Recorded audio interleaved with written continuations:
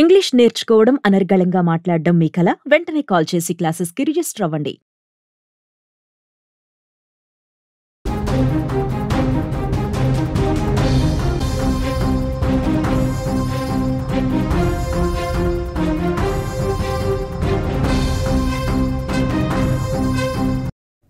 Suman TV screen పైన big breaking news చూస్తున్నారు. ధర్మస్థలిలో 100 శవాల కథలో కీలకమైన ట్విస్ట్ తెరపైకి వచ్చింది.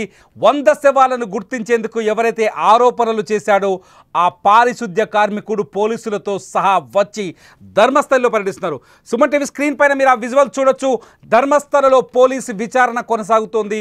ఎక్కడైతే తాను పాతి పెట్టాను 100 శవాలు అని చెప్పాడో ఆ పారిశుద్ధ్య కార్మికుడు ఆయన ఎవరైతే సిట్ ఉందో సిట్ని తీసుకొని ఆ ప్రాంతాలను గుర్తిస్తున్నారు. ఎక్కడెక్కడైతే తాను 1995 నుంచి 2014 వరకు శవాలను పాతిపెట్టానని చెప్పాడో ఆ శవాలను పాతిపెట్టిన ప్రాంతాలని ప్రత్యేక ఇన్వెస్టిగేషన్ బ్యూరో అధికారులకి చూపిస్తున్నాడు. ఆయనతో పాటు భారీ ఎత్తున పోలీస్ బలగాల్ని మనం స్క్రీన్ మీద చూడొచ్చు. ఒకసారి ఫుల్ ఫ్రేమ్ విజువల్స్ చూస్తే ఒక్కసారిగా పోలీస్ అతను చూడండి, అతను నడుచుకుంటూ వస్తున్నాడు. ధర్మస్థలిలో ఎవరైతే ఆ పారిశుద్ధ్య కార్మికుడు 2014 వరకు తాను 100 శవాలను పాతిపెట్టాను, ధర్మస్థలిలో నన్ను బలవంతంగా ఆ 100 మహిళల శవాలే, ఆ 100 శవాల్లో మహిళలు ఉన్నారు, అట్లాగే మైనర్ బాలికలు ఉన్నారు, వాళ్ళపైన రేప్ జరిగింది, ఆ తర్వాత ఒంటిపైన గాయాలు చూశాను, ఎక్కువ శవాలు నగ్నంగా వచ్చాయి, నగ్నమైన శవాలనే నేను పాతిపెట్టానంటూ ఎవరైతే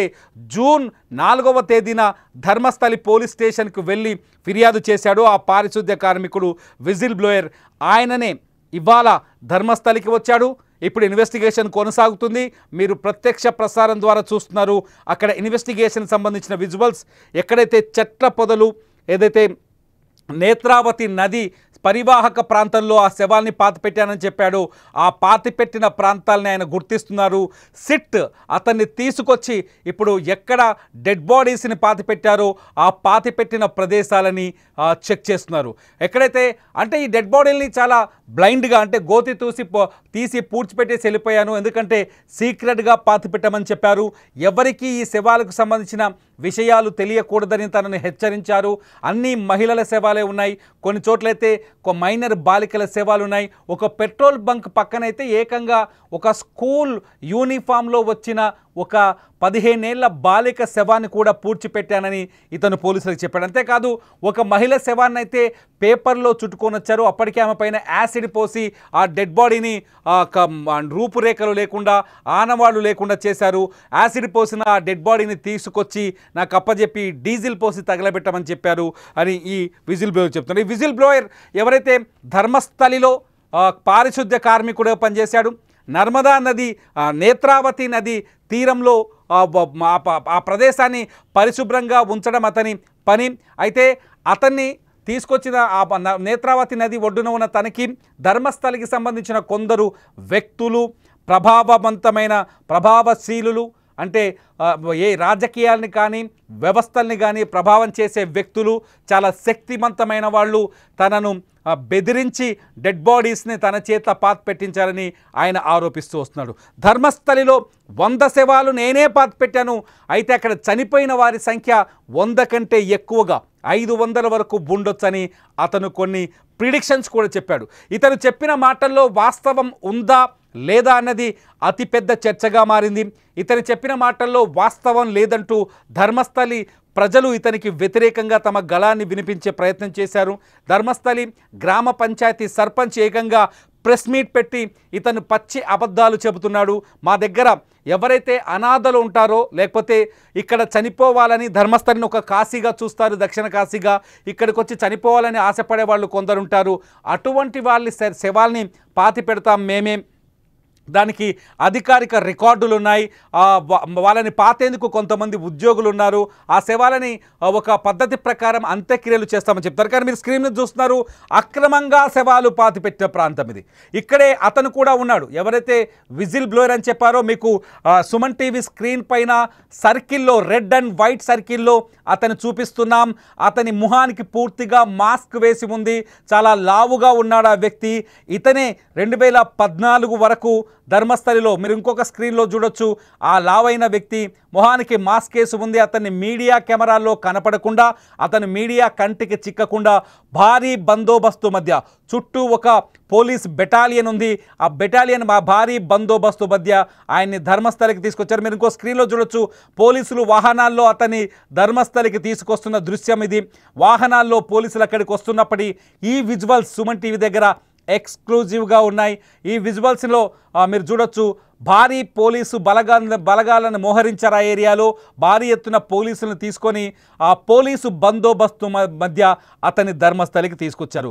అతని ఎక్కడెక్కడైతే ఏ ప్రాంతాన్ని అయితే చూపిస్తున్నాడో ఆ ప్రాంతంలో ఇప్పుడు నెక్స్ట్ స్టెప్లో ఇవాళ అంటే 28వ తేదీ, జూలై 28వ తేదీ ఇవాళ అతని ఎక్కడెక్కడైతే డెడ్ బాడీస్ పాతి పెట్టాడో ఆ ప్రాంతాలని పోలీసులు క్షుణ్ణంగా పరిశీలిస్తున్నారు.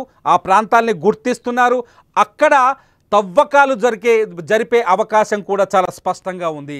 ఎందుకంటే ఇతను ఒకటి కాదు రెండు కాదు, ఇతను చేసిన ఆరోపణలు ఏ సినిమాల్లో కూడా ఇటువంటి సీన్ ఉండదేమో. సినిమా కథ కూడా ఈ స్థాయిలో ఇంత భయంకరంగా ఉండదేమో. ఏ సినిమా కథ కూడా మనం నమ్మలేం. నిజం ఇది. నిజంగా చెప్పాలంటే దేశం మొత్తంలో ఎవ్వరూ నమ్మలేనంత నిజం ఇది. ఇది నిజమైన వార్తే, నిజమైన విషయమేనా? అతను ఉద్దేశపూర్వకంగా చెప్తున్నాడా, నిజంగా చెప్తున్నాడా అర్థం కాని పరిస్థితి. నిజంగా ధర్మస్థలిలో 100 శవాల్ని పాతిపెట్టేంత దుర్మార్గులు ఉన్నారా? వరుసగా మహిళలపైన అఘాయిత్యం చేసి, లైంగిక దాడి చేసి, వాళ్ళ శవాల గొంతుల్ని కత్తులతో కోసేసి, వాళ్ళ శరీరాలని గాయపరిచి, వాళ్ళ శరీరాలపైన గాయాలున్నాయని కూడా చెప్తున్నాడు కదా, వాళ్ళ బట్టలన్నీ తీసేసి నగ్నంగా తీసుకొచ్చి పాతి పెట్టాల్సిన అవసరం ధర్మస్థలిలో ఎవరికి ఉన్నది అనేది పెద్ద ప్రశ్నగా మారింది. ఈయన 1995 నుంచి 2014 వరకు ఈయన ధర్మస్థలిలో పారిశుద్ధ్య కార్మికుడిగా పనిచేశానని చెప్తున్నాడు.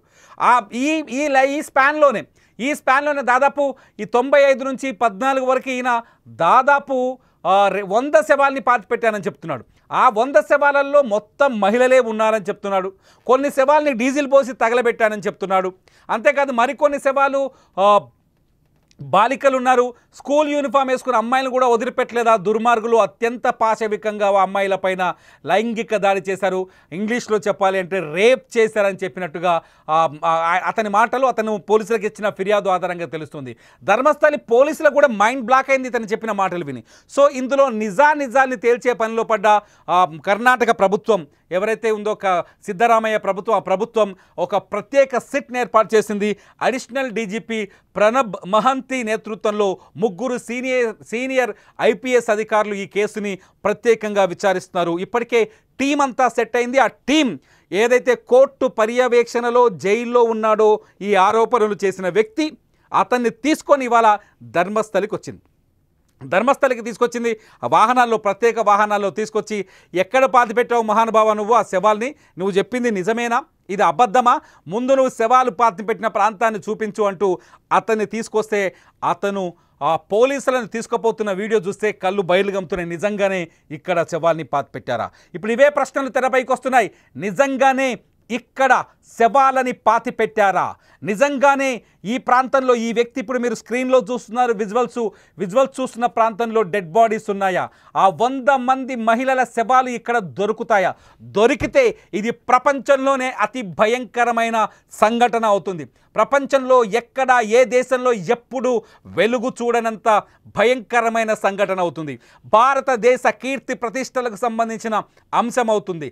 ధర్మస్థలి స్వయంగా మంజునాథ స్వామి కొలువైన ఆ తీర్థంలో, ఆ క్షేత్రంలో ఎవ్వరూ భరించలేని ఆఖరికి ఆ శివుడు కూడా జీర్ణించుకోలేనంతటి పెద్ద వార్తా సంఘటన అవుతుంది. అటువంటి పరిస్థితుల్లో ఈ విజిల్ బ్లోయర్ ఎవరైతే ఈ స్వీపర్గా పనిచేసిన ఈ వ్యక్తి ఉన్నాడో, మీకు విషయం తెలుసా? సుమన్ టీవీ ధర్మస్థలికి వెళ్ళింది.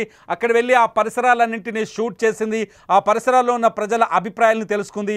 అక్కడ ఉన్న ప్రజల అభిప్రాయాలు మీరు స్క్రీన్ మీద చూసిన విజువల్స్, సుమన్ టీవీ ఎక్స్క్లూజివ్గా రికార్డ్ చేసిన విజువల్స్. అక్కడికి వెళ్ళింది Suman TV. Dharmasthali ground report videos మీరు సుమన్ టీవీలో చూడొచ్చు.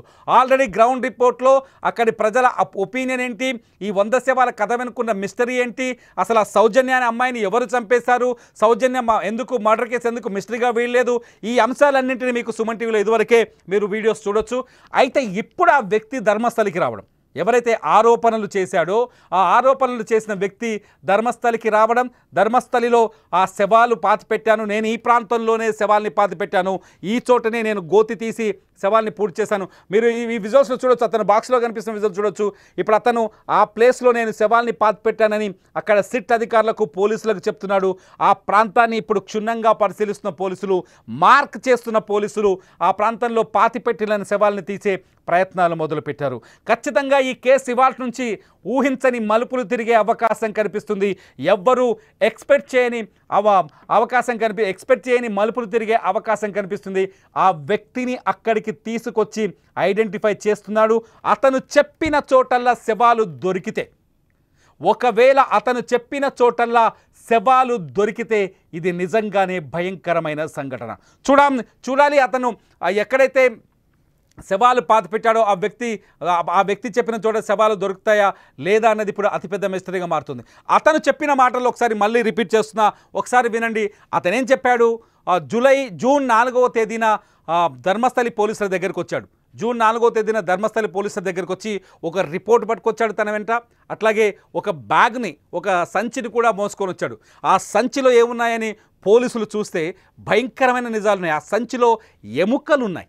అవి ఒక మహిళనంట తను పాతిపెట్టిన చోట సాక్ష్యం చెప్పడం కోసం, సాక్ష్యంగా చూపించడం కోసం ఒక మహిళను పాతిపెట్టిన చోట ఆమె అస్థిపంజరాన్ని వెలికితీసి, మళ్ళీ తవ్వి వెలికితీసి, పోలీసులు నమ్మరు అనే ఉద్దేశంతో వెలికితీసి ఆ ఎముకలన్నింటినీ బ్యాగ్లో వేసుకొని, ఆ బ్యాగ్ని భుజాన వేసుకొని జూన్ 4వ తేదీన ధర్మస్థలి పోలీసుల దగ్గరికి వచ్చాడు.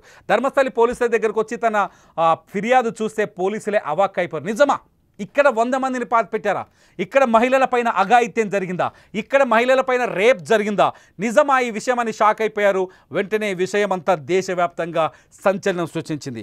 అతను చెప్పిన మాటల ప్రకారం 1995 నుంచి 2014 వరకు తాను 100 శవాలని అక్కడ పాతిపెట్టానని చెప్తున్నాడు.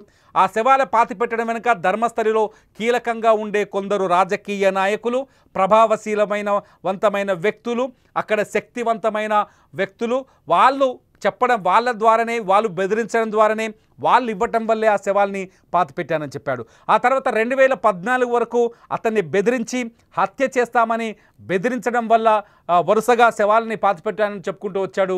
2014లో తమ కుటుంబంలోని, అంటే 2003లో 2015లో ఒక బాలిక శవాన్ని పాతానని, అట్లాగే 2008లో ఒక మహిళ శవాన్ని పాతానని, వాళ్ళ ఆ పాతిపెట్టిన శవాల ప్రాంతాలు కూడా చెప్పాడు. అంతేకాదు అలా పాతిపెట్టిన శవాల్ని 2014కు వచ్చేసరికి తమ కుటుంబంలోని ఒక బాలిక పైన కూడా, ఒక మైనర్ బాలిక పైన కూడా ఇదే తరహా లైంగిక దాడి జరిగింది. ఆ దాడి జరిగిన విషయం తెలిసిన వెంటనే నేను ఇక్కడుంటే నా జీవితం నాశనం అయిపోతుందనే భయంతో అక్కడి నుంచి నేను పారిపోయాను. పక్క రాష్ట్రానికి పారిపోయి తల దాచుకొని 11 ఏళ్ళు బతికాను. ఆ 11 ఏళ్ళు నరకాన్ని అనుభవించాను. ఆ పాప భీతి నన్ను వెంటాడింది అంటూ పోలీసులకు అందించిన ఫిర్యాదులో అతను పేర్కొన్నాడు. ఎప్పుడైతే తిరిగి 2025లో మళ్ళీ ధర్మస్థలికి వచ్చిన ఆ వ్యక్తి పోలీసుల దగ్గరికి వెళ్ళి ఫిర్యాదు చేస్తూ, ఎందుకురా నాయన నువ్వు ఇప్పుడు ఫిర్యాదు చేస్తున్నావు, హత్యలు చేసిన రోజుల్లో, ఆ శవాల్ని పాతిపెట్టిన రోజుల్లో ఎందుకు చేయలేదంటే, ఇప్పుడు వాళ్ళకి సరైన రీతిలో అంత్యక్రియలు జరగకపోవడం వల్ల వాళ్ళ ఆత్మలు ఈ భూమిని విడిచి వెళ్ళిపోవు, ఈ లోకంలోనే ఉంటాయి, అవి నన్ను వెంటాడుతాయి, ఆ పాప భీతి నాకు నిద్ర లేకుండా చేస్తున్నాయి. వాళ్ళ శరీరాల్ని వెలికి తీసి వాళ్ళకి సరైన వాళ్ళ కులాలు, వాళ్ళ మతాల ఆధారంగా, సంప్రదాయాల ఆధారంగా ఆ శవాల్ని మళ్ళీ తిరిగి అంత్యక్రియలు చేస్తే నాకు ఆ పాప భీతి తగ్గుతుంది. అందుకోసమనే నేను పోలీసులను ఆశ్రయించాను. ఈ భయంకరమైన నిజాన్ని తన గొంతులో దాదాపు 11 ఏళ్ళు, అంటే ఒక రకంగా చెప్పాలంటే 30 ఏళ్ళు దాచుకున్న, ఆ గొంతులో దాచుకున్న ఆ నిజాన్ని ఇప్పుడు వెలుగులోకి తెచ్చానని చెప్పుకొచ్చాడు. అతను చెప్పిన మాటలు విని ఒక్కసారిగా కర్ణాటక రాష్ట్ర ప్రభుత్వం అదిరిపడింది. అంతేకాదు అక్కడ రాజకీయ దుమారం చెలరేగింది. కొందరు చెప్తున్నారు ధర్మస్థలి మంజునాథ స్వామి క్షేత్రం, అక్కడికి దేశ నలుమూలల నుంచి అనేక మంది అక్కడికి వస్తారు. ఆ మంజునాథ స్వామి క్షేత్ర ప్రతిష్టను, ఆ మంజునాథ క్షేత్ర పవిత్రతను తగ్గించేందుకే ఈ వ్యక్తి ఈ నాటకం ఆడుతున్నాడనే విషయాన్ని కొందరు కొట్టిపడేశారు. అంతేకాదు రాష్ట్ర ప్రభుత్వం కొందరు వ్యక్తుల్ని కాపాడే ప్రయత్నం చేస్తుంది, కొందరిని కావాలని ఉద్దేశపూర్వకంగా రక్షించే ఉద్దేశంతో పనిచేస్తుంది అంటూ సోషల్ మీడియాలో సంఘాలు సామాజిక మాధ్యమాల్లో కామెంట్ చేశారు, ఇంటర్వ్యూలు ఇచ్చారు. సోషల్ మీడియాలో అటువంటి చాలా చూసాం. ఇదంతా పక్కన పెడితే ఏకంగా కర్ణాటక మహిళా కమిషన్ అధ్యక్షురాలు నేరుగా ప్రభుత్వానికి ఒక లేఖ రాశారు. ధర్మస్థలిలో ఏం జరుగుతుంది, ధర్మస్థలిలో జరిగిన హత్యల ఆరోపణల వెనుక, ధర్మస్థలిలో 100 శవాలు పాతిపెట్టానని ఆ వ్యక్తి చెప్తున్న ఆరోపణల వెనుక నిజాన్ని వెలికి తీయాలి అంటే మీరు ఖచ్చితంగా ప్రత్యేక దర్యాప్తు బృందాన్ని ఏర్పాటు చేయాలని ఆ మహిళా కమిషన్ కోరింది. ఎప్పుడైతే మహిళా కమిషన్ కోరిందో అప్పుడే కర్ణాటక ప్రభుత్వం ఇమీడియట్లీ స్పెషల్ ఇన్వెస్టిగేషన్ టీంని ఏర్పాటు చేసింది. ఆ స్పెషల్ ఇన్వెస్టిగేషన్ టీం మీరు చూస్తున్నారు ఫోటో, ప్రణబ్ మహంతి నేతృత్వంలో, అడిషనల్ డీజీపీ ఆయన నేతృత్వంలో ఆ స్పెషల్ ఇన్వెస్టిగేషన్ టీం ఫామ్ అయింది ధర్మస్థలిలో. ఈ వ్యక్తికి సంబంధించి ఎవరైతే ఈ హత్యలు చేశానని చెప్పిన వ్యక్తితో ఆ కోర్టు పరిధిలో ఉన్నాడు ఆయన, అతన్ని సురక్షితంగా భద్రంగా కాపాడుతున్నారు, భారీ సెక్యూరిటీ ఇస్తున్నారు. ఎందుకంటే అతని ప్రాణాలకి ముప్పు కూడా ఉంది. మీరు అతను కోర్టుకు వచ్చిన విజువల్స్ ఇప్పుడు స్క్రీన్లో చూస్తున్నారు. అతని ప్రాణాలకు ముప్పు ఉంది. అతని కోర్టులో కోర్టు పరిధిలో ఉన్న అతన్ని విచారించి అతని ఒపీనియన్ తీసుకున్న తర్వాత ఇవాళ ధర్మస్థలికి వెళ్ళారు. ధర్మస్థలిలో అతను ఒక్కొక్క శవాన్ని ఎక్కడెక్కడ పాతిపెట్టాడో చెబుతున్నాడు. మీరు స్క్రీన్ పైన చూస్తున్న విజువల్స్ ధర్మస్థలి నుంచి మాకు ప్రత్యేక మాధ్యమం ద్వారా అందుతున్న విజువల్స్. ఈ విజువల్స్లో ఆ వ్యక్తి చూపిస్తున్నాడు ఎక్కడ శవ, ఒక చెట్ల పొదల్లో, అంటే ధర్మస్థలి నేత్రావతి నది పరివాహక ప్రాంతంలో చెట్ల ఏపుగా పెరిగిన ఒక చెట్ల పొదల్లో ఆ శవాల్ని పాతిపెట్టిన ప్రాంతాన్ని అతను గుర్తిస్తున్నాడు. ఆ ప్రాంతాన్ని ప్రత్యేక పోలీస్ ఇన్వెస్టిగేషన్ టీం మార్క్ చేస్తుంది. ఇక్కడ తవ్వకాలు జరిపే అవకాశం ఉంది. అంతేకాదు ఎవరైతే ఈ వ్యక్తి ఉన్నాడో, నేను 100 శవాల్ని పాతిపెట్టానని చెప్పిన వ్యక్తి ఉన్నాడో, అతనికి నార్కో అనాలిసిస్ టెస్టులు చేయాలనే పిటిషన్ కూడా కోర్టులో ఉంది. నార్కో అనాలిసిస్ టెస్ట్ చేయడం వల్ల అతని మానసిక స్థితి తెలుస్తుంది, అతని మానసికంగా సరిగ్గా ఉన్నాడా లేడా అనే విషయం బయటపడుతుంది. అంతేకాదు 11 ఏళ్ల పాటు అతను ఎక్కడికి పారిపోయాడు, ఎక్కడ తలదాచుకున్నాడు, ఈ 11 ఏళ్ల పాటు ఎందుకు అతను ఈ విషయాన్ని బయటకు చెప్పలేదు, ఇతను చెప్పే మాటల్లో వాస్తవం ఎంతుంది, వీటన్నింటినీ వెలికి తీసే అవకాశం కనిపిస్తుంది. ధర్మస్థలి కథ వింటుంటే రెండో కథ ఒకటి కనిపిస్తుంది. ఇక్కడికి చాలామంది ధర్మస్థలి క్షేత్రాన్ని చూసేందుకు భక్తులు వస్తుంటారు. వచ్చిన భక్తులు చాలా స్వేచ్ఛగా విహరిస్తుంటారు. అంతేకాదు ధర్మస్థలి కొంత అటవీ పరివాహక ప్రాంతం, నదీ పరివాహక ప్రాంతం, అటవీ ప్రాంతం, చుట్టూ అటవీ ఉంటుంది, మధ్యలో ధర్మస్థలి క్షేత్రం ఉంటుంది. నదీ పరివాహక ప్రాంతం, నేత్రావతి నది ధర్మస్థలి క్షేత్రం నుంచి అక్కడికి ప్రవహిస్తూ ఉంటుంది. ఈ నేత్రావతి నది ఒడ్డునే ఇతను శవాలు పాతానని చెప్పాడు. ఎందుకంటే నది ఒడ్డున శవాల్ని పాతిపెట్టడం వల్ల అవి వేగంగా కుళ్ళిపోతాయి, అవి వేగంగా మట్టిలో కలిసిపోతాయి అని చెప్పేసి ఆ ఉద్దేశంతో పాతిపెట్టానని చెప్తున్నాడు. అంతేకాదు ధర్మస్థలి ప్రజలు ఏం చెప్తున్నారంటే, ధర్మస్థలి ప్రాశస్త్యాన్ని తగ్గించే ఉద్దేశంతో ఇతను ఆరోపణలు చేస్తున్నాడు అన్న వాళ్ళు ఏం చెప్తున్నారంటే, ధర్మస్థలి అనేది దక్షిణ కాశీ, ఇక్కడికి కేరళ నుంచి కావచ్చు, కర్ణాటక నుంచి కావచ్చు, తెలంగాణ నుంచి కావచ్చు, మహారాష్ట్ర నుంచి కావచ్చు, ఆంధ్రప్రదేశ్ నుంచి కావచ్చు పర్యాటకులు వస్తుంటారు, మినిస్టర్లు వస్తుంటారు, సినిమా యాక్టర్లు వస్తుంటారు. ఈ ప్రాంతంలో చనిపోవాలని కోరుకునే వాళ్ళు కూడా చాలామంది ఇక్కడికి వస్తారని చెప్తారు. ఇక్కడికి వచ్చి ప్రాణం విడిస్తే, మనం చాలామంది కాశీకి వెళ్తే అక్కడ కైలాసంలో కలిసిపోయినట్టే అనుకుంటాం కదా, చాలామంది మనలో ఆ భావం అటువంటి భక్తి మనలో ఉంది. ఒక రకంగా చెప్పండి, ఆ భావజాలం మన దగ్గర ఉంది. హిందువులు చాలామంది అలాగే అనుకుంటారు. కాశీకి వెళ్ళి ప్రాణాలు అక్కడే కోల్పోతే స్వయంగా ఆ శివుడిలో ఐక్యమైపోయినట్టు లెక్క అని చెప్పేసి. సేమ్ ధర్మస్థలి కూడా అలా చాలామంది వస్తుంటారు. ఇక్కడే జీవితంలో చివరి అంకాన్ని గడుపుతూ ఉంటారు. అలా చనిపోయిన వాళ్ళ మృతదేహాల్ని ప్రతిరోజు పాతి పెడతామని అక్కడున్న గ్రామ పంచాయతీ సర్పంచ్ చెప్తున్నాడు. అంతేకాదు కొందరు ఆత్మహత్యలు చేసుకోవాలనుకునే వాళ్ళు కూడా ధర్మస్థలికి వస్తారు. ఇక్కడ చనిపోతే కనీసం మరో జన్మలో మనిషిగా పుట్టలేము, ఈ మనిషిగా ఈ కష్టాలు భరించలేమనే భావంతో ఉన్న వాళ్ళు కొందరు ఇక్కడికి వచ్చి ఆత్మహత్యలు చేసుకుంటారని అక్కడున్న వాళ్ళు చెప్తున్నారు. మరికొందరేమో ఇంట్లో మానసిక స్థితి సరిగా లేని వాళ్ళని, పోషించలేని వాళ్ళని, ముసలి వాళ్ళని తీసుకొచ్చి వదిలేసి వెళ్ళిపోతుంటారు కొందరు కుటుంబ సభ్యులని చెప్తున్నారు. దీంతో పాటు కొంత క్రైమ్ కూడా జరిగే అవకాశాలు ఉన్నట్టుగా మరికొందరు చెప్తున్నారు. ఇది అటవీ ప్రాంతం కావడంతో చాలామంది కర్ణాటకలో ప్రేమ పెళ్లిళ్ళు జరిగే ప్రాంతంగా ధర్మస్థలికి మరో గుర్తింపు ఉంది. ఇక్కడికి వచ్చే లవర్స్ చాలామంది ఇక్కడికి వచ్చి పెళ్లిళ్ళు చేసుకుంటారు. కొన్నిసార్లు వాళ్ళే రివర్స్ అయ్యి అక్కడే గొడవ పడి హత్యలు చేసిన సందర్భాలు చాలా ఉన్నాయని చెప్తున్నారు. అటువంటి డెడ్ బాడీస్ కూడా దొరుకుతాయని చెప్తున్నారు. మొత్తానికి ధర్మస్థలి అనేది పెద్ద మిస్టీరియస్ ప్లేస్గా మారింది. ఇప్పుడు భారతదేశంలోనే అత్యంత మిస్టరీగా మారిన ఈ హత్యల కేసు ఇప్పుడు విచారణ మొదలైంది. చూడాలి ధర్మస్థలిలో నిజంగా శవాలు దొరుకుతాయా? ఆ వ్యక్తి పారిశుద్ధ్య కార్మికుడు, మాజీ పారిశుద్ధ్య కార్మికుడు చెబుతున్నట్టుగా ధర్మస్థలిలో శవాలు దొరుకుతాయా? ఆ 100 శవాలని వెలికి తీస్తాడా ఇతను? ఆ ధైర్యంతోనే పోలీసులను తీసుకొని ధర్మస్థలికి వచ్చాడా? మీరేమనుకుంటున్నారు? ఈ వీడియో కింద కామెంట్ చేయండి. ధర్మస్థలిలో ఉన్న ఈ శవాలని ఏదైతే కర్మస్థలిగా మారుస్తున్న ఈ శవాల గుట్టు రట్టవుతుందనుకుంటున్నారా? ఈ వ్యక్తి ఆ శవాలను గుర్తిస్తాడా? మీరేమనుకుంటున్నారో వీడియో కింద చూడండి. ధర్మస్థలి అప్డేట్స్ కోసం చూస్తూనే ఉండండి సుమన్ టీవీ డిజిటల్ లైవ్, అట్లాగే సుమన్ టీవీ లైవ్.